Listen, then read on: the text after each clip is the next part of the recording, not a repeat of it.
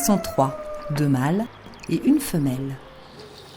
Les loups arctiques vivent au rythme de Beauval depuis quelques mois maintenant. Et chaque matin, les soigneurs les appellent pour pratiquer avec eux un petit entraînement médical. Lucius, Rémus, allez, viens, Joulou. Allez, touche. Alors normalement les loups, ça craint l'homme et ça s'approche vraiment pas beaucoup, quoi.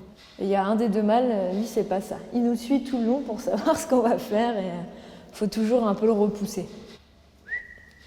Donc là c'est vraiment du petit training, on n'insiste pas, il faut qu'ils puissent garder leur comportement sauvage. Oui. Ce temps d'observation quotidien permet aux soigneurs de s'assurer que tout va bien.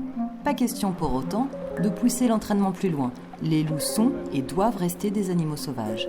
Comme dans la nature, ils vivent en meute, avec un mâle et une femelle dominante. Mais pour l'instant, la hiérarchie entre les mâles n'est pas très claire.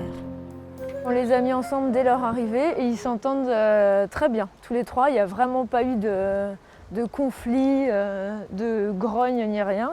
Et souvent, ils se suivent, ils se promènent dans leur parc. Le matin, ils sont plus actifs que l'après-midi. Et généralement, quand ils dorment aussi, ils dorment tous les 3 au même endroit. Le moment du repas est un temps privilégié pour observer les comportements des uns à l'égard des autres. Encore faut-il ne pas avoir peur de se jeter dans la gueule du loup.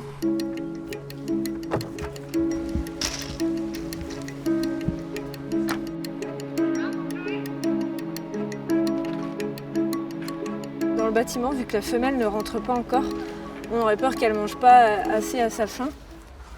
Du coup, on préfère rentrer, c'est plus pratique. On met toute la nourriture au même endroit. Et comme ça, les 3 peuvent manger en même temps. Ça resserre les liens. Et au moins, comme ça, on peut voir s'il y a des tensions dans le groupe. Faut pas trop leur tourner le dos, non, c'est ça ? Faut toujours faire attention de savoir où est-ce qu'ils sont, quoi.